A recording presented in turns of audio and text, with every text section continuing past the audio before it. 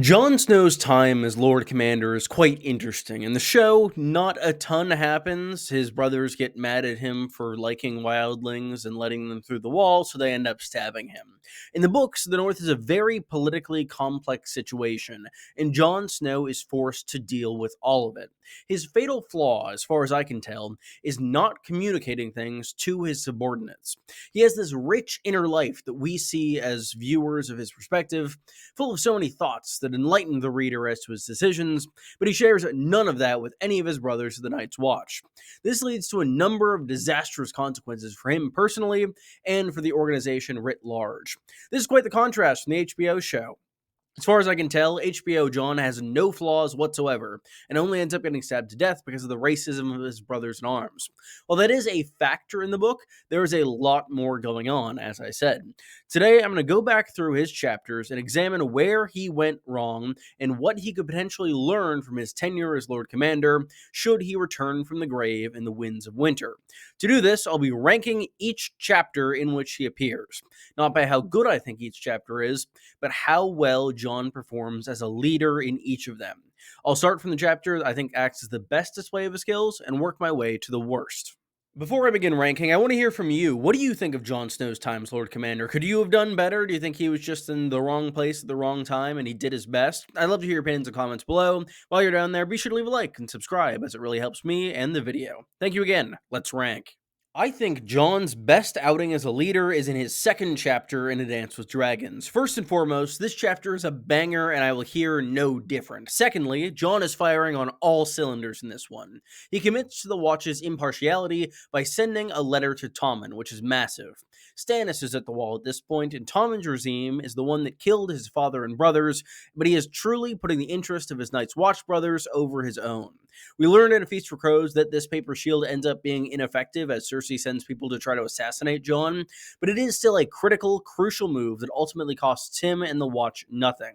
He also begins the trend of appointing capable individuals to command rather than noble, with Giant receiving Ice Mark. While this is generally good, Jon might want to balance it going forward as he moves along. Then comes the baby swap and sending Aemon away with them, all in the hopes of not giving Melisandre a king's blood to sacrifice for her dark magic. The baby swap is a moral nightmare for Jon, but I think he navigates it quite well. Not telling Sam anything is smart, and burning babies would likely be a nightmare for the Watch in terms of moral and morale. Dismissing Sam and Aemon does remove a few of his allies, but ultimately Sam is going to be a lot more useful as a maester, and this could end up saving Aemon and the baby's life. Throughout this chapter, he reflects on the recent advice from Aemon, specifically to kill the boy. It's truly Jon Snow's guiding principle in this chapter, as the final action he takes here as a leader is killing a rather large boy, that being Lord Janos Slynt. It's a great way to show that he is no boy, and it removes a very loud dissenter and wins the respect of both his peers and of Stannis.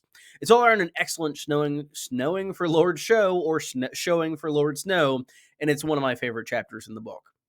His second best showing is quite a bit ahead. We're going to skip to Jon 9 here, and I was very surprised with how well Jon navigated everything in this chapter. There are quite a number of interesting arrivals. The main action here is Queen Selyse Baratheon and all of her accompanying retainers getting to Castle Black. And while Lord Snow does seem to offend her a couple times, I don't really think anybody else could have done much better, given what we know of Selyse from prior books. He's able to keep people from fighting, and even keeps Patchface alive throughout an encounter with One, which is very entertaining on several fronts. His greatest accolade here in this chapter comes from his interactions with Tycho Nestoris, emissary of the Iron Bank of Bravos. He is able to negotiate a loan to keep the Night's Watch fed through the spring, and even expands East Watch's fleet by adding 3 vessels brought by Tycho to Westeros. While this debt will probably be an issue come spring, being able to actually make it to the spring is far more important as a concern at present. The last few pages of the chapter are what prevent this entry from being the Lord Commander's best outing here, that being the arrival of Alice Karstark. She represents Jon getting much more directly involved in northern politics, but at the end of this chapter, he hasn't really done anything yet, so it doesn't detract from the overall perspective too much. I also think not immediately telling Bowen Marsh about this new money for food and greenhouses is a massive error, considering how much Lord Pomegranate tends to discuss food supplies and be very concerned about it. This is John 1. I think his first chapter in A Dance with Dragons shows the young commander putting his best foot forward, though it isn't his best outing, as I'm sure you've gathered. His most impressive act here is balancing between Stannis and the Watch itself not getting too involved in political squabbles, something that definitely gets a lot more difficult as the book progresses. Even housing Stannis still creates tension with the Iron Throne, which we learn from Cersei's perspective in A Feast for Crows. And honestly, I don't really see a way that he could have avoided it without just kicking Stannis out, which would have been a bad idea. Jon is pretty bold in his negotiations with the One True King, which does end up winning his respect. And I think that he has kind of judged that this is what's necessary, Stannis, and that is a very correct judgment. It's probably guided by the insights of Donald Noy, whose chambers he's currently occupying. I would really like that if I were a member of the Night's Watch and would make Jon seem much more relatable as a Lord Commander. Beyond that, I think Jon does a good job of not rising to Sir Godry the Giant Slayer's taunts here, and he's generous with his men, issuing new gloves for an older sentry. Overall, pretty good. John 6 is where results seem to get a bit more mixed. No rhyme intended there. He starts the chapter by issuing this ranging northward, helmed by Alistair Thorne and a few other rangers. Sending one of his foes away is a decent move, plus having knowledge of the others and the wildling movements is pretty useful all in all, so I think the ranging is a pretty good idea. After these groups of 3 are dispatched, Jon spends some time training against his brothers, and then against the Lord of Bones, aka Mance in disguise. I think it's admirable to train to improve his martial capabilities as a leader, and he's not that great at doing it in the book, so it is good to show that he's actually trying to improve himself. His only big misstep here is considering Melisandre's plan to rescue fake Arya, who he learns in this chapter is to be wed to Ramsay, and he also doesn't know she's fake, so his concern is pretty justified. If that were discovered, it is a massive violation of the Night's Watch oath, getting heavily involved with politics. I am going to add a slight addendum on this entry, the Melisandre chapter. While Jon isn't a viewpoint here, he does cement the mistake he starts to make at the end of his 6th chapter in that one. He does at least kind of contract this against Val plan to an outside actor, which does, I guess, mitigate a little bit of it. He's not rescuing Arya himself, but overall, I think if this gets discovered, it is a disaster for the Night's Watch and Jon personally. Jon 4 is up next. Not great, not terrible. The first portion of this chapter is devoted to Jon and Bowen Marsh examining the Watch's food stores, which are already beginning to deplete. Jon makes the difficult choice to cut the men's rations, which by Bowen's estimate seems to be absolutely necessary, if unpleasant. Jon then follows it up by telling Marsh that the Watch will keep feeding Stannis and the wildlings, and offers no reason as to how they will do that or why they will do that. It's the first big failure of communication between Snow and Marsh, and it's far from the last. The second half of this chapter is consumed with a meeting with Stannis and many of his retainers.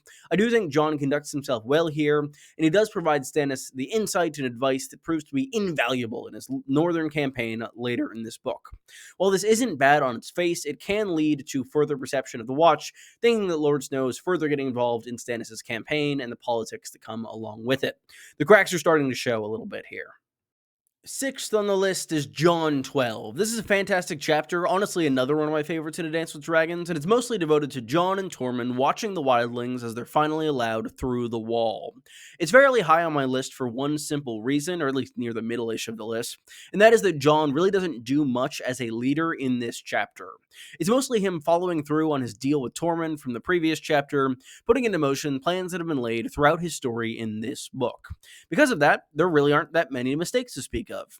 Jon keeps a firm hand on the wildlings as they pass through, ensuring that all of the agreement is fully carried out, all of the blood price is fully paid.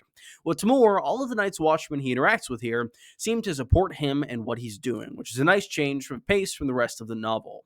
With all that said, allowing the free folk through the wall is a massive factor building towards the assassination at the end of his next chapter, so don't count this as a total victory for Lord Commander Snow.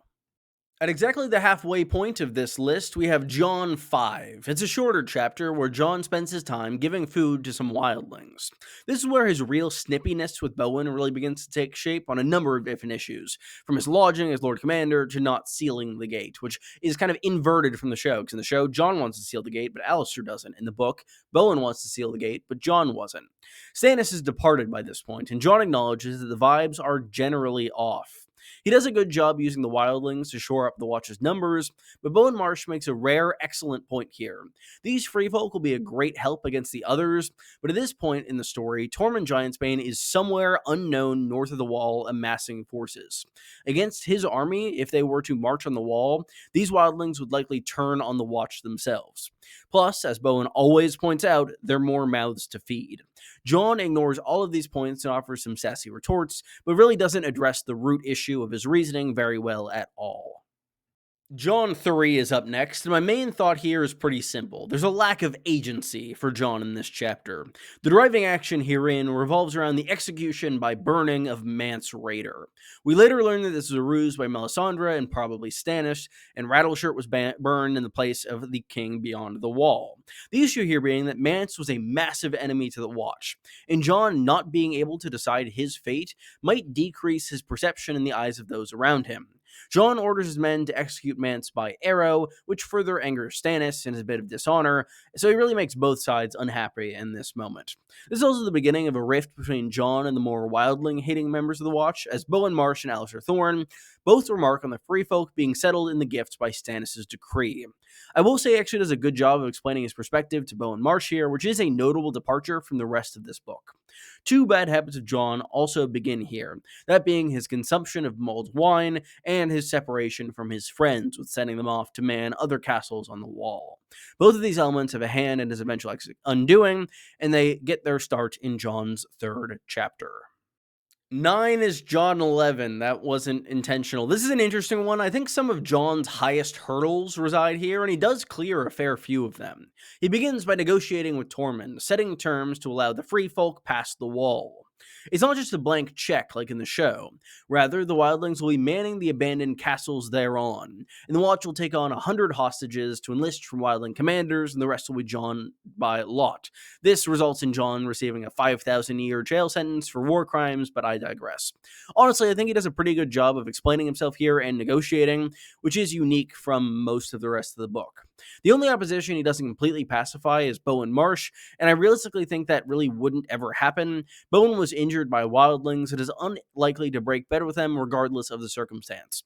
That said, I'm unsure why Jon doesn't disclose the loan from the Iron Bank here, or simply offer to execute the Weeper, who is this wildling fugitive who a lot of the Night's Watchmen hate, for the recent murder of 3 brothers on the Watch, just to appease those who fear his presence. Also, this is definitely one of the largest building blocks that results in Jon's death in his final chapter, that being letting the wildlings through the wall, so I'm counting that more here than against Jon 12, because that decision is actually reached here.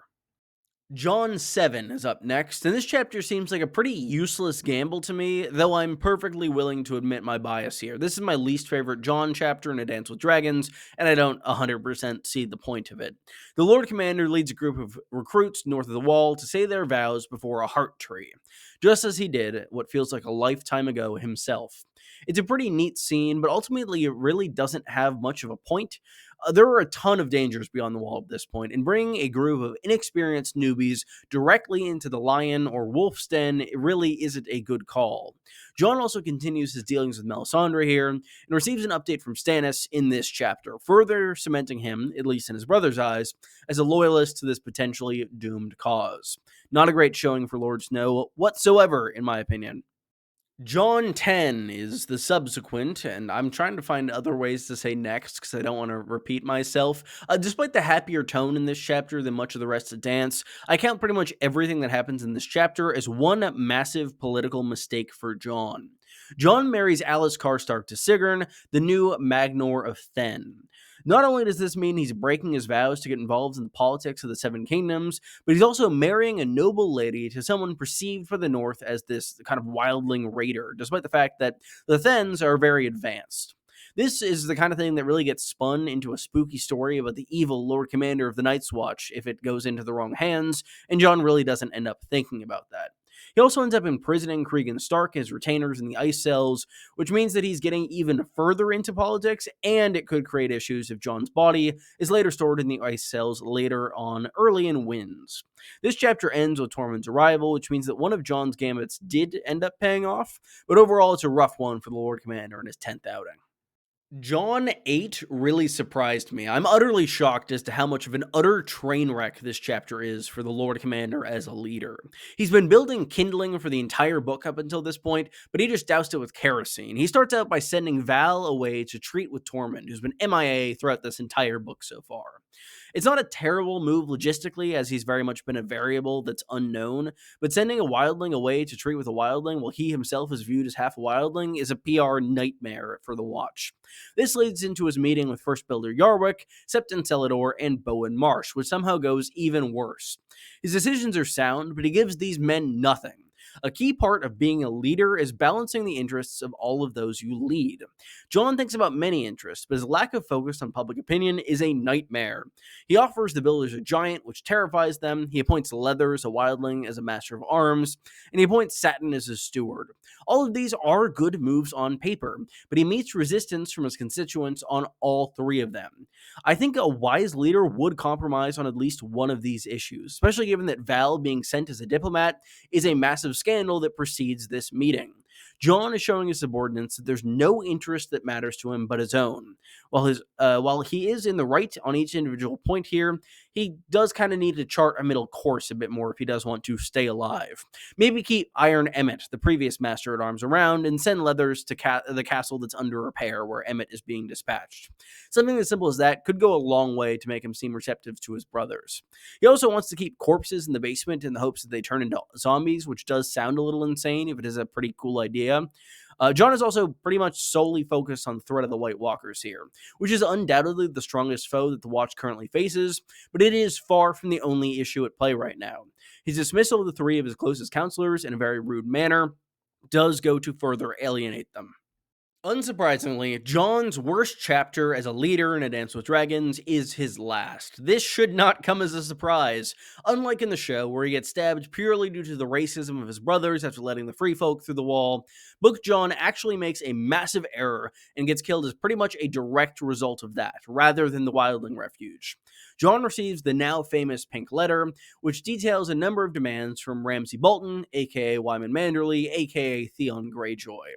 Jon proceeds to get drunk and plan with Tormund, and then subsequently announce to the entirety of the Night's Watch and Wildlings that he is going to desert this ancient order he was elected to lead for his old home. He's going to abandon everything he's known and worked for to save Arya and save Winterfell.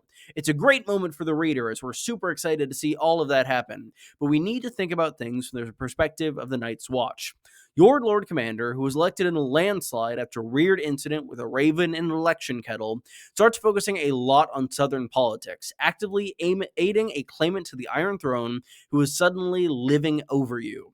Then that king leaves, and more people you thought were your sworn enemy are being brought into the fold. The leader explains that the true enemy is still in the north, and it seems like the free folk aren't all that bad, so this is fine. There's nothing anti-wildling about the Night's Watch oath, so it's probably all good. Then he gets even more involved in politics, which is super against the oath, by arranging a very politically sensitive marriage and taking a noble prisoner. Then, a week or two later, he announces that he's abandoning his post to go do politics full time, all while you're expected to go stay on the wall and do the duty that your Lord Commander's decided, seemingly on a whim, to not do himself. No wonder Jon got stabbed. It's by no means all of the Watch. In fact, I think it's a rather vocal minority, but those few are still enough to kill a commander. So, what were Jon's major errors? The one I was looking for going into this project was a lack of communication, and it's definitely an issue here. From keeping his intentions hidden to keeping a lone secret for no reason, Jon never truly shares his reasoning with those around him, who expects to blindly support him as a leader. In a democratic organization such as the Night's Watch, a leader explaining themselves every once in a while can go a long way to build support with constituents. We see this a few times when Jon tries to in this book. I think that Jon has some pretty strong tunnel vision going on as well. It's entirely understandable that he'd be entirely focused on the threat of the others, which actually he hasn't even seen in person at this point, but there's so much else going on at the wall that there needs to be at least some consideration for other duties of the Watch, namely not getting involved in politics. All of the stuff with Stannis, I understand and forgive, and I think that the Night's Watch really wouldn't have been able to do anything about that, but marrying Alice Karstark was a way outside of Jon's scope of duties, and I think it's the misstep that made him feel okay with fully wading into politics in his final chapter. Lastly, Jon assumed blind support with no evidence, often sending his closest friends and supporters away while keeping disloyal people close to him. Keeping your enemies close can be wise, but you don't want to have only enemies close, for there are daggers in the dark, Lord Snow. In short, Alice Karstark was definitely the one who truly killed Jon Snow. I apologize. I think I've been briefly possessed by the spirit of Catelyn Stark in making this video, and I hope you'll join me next week as I'll be briefly possessed by the spirit of Kevin Lannister as we take a look at Cersei's journey in A Feast for Crows. Thank you all so much for watching. If you enjoyed this video, be sure to leave a like and subscribe. I really appreciate it, and it does help grow the channel a lot. I had a lot of fun with this. I have another project coming up soon, talking about all of Cersei's errors in A Feast for Crows and kind of the style of this video, so be sure to take a look for that out too. I'll have many more videos on A Song of Ice and Fire, Game of Thrones, House of the Dragon, Dunk and Egg, all for you in the very near future. For you specifically, I should say. Thank you again so much for watching, and I will talk to you all soon. Goodbye.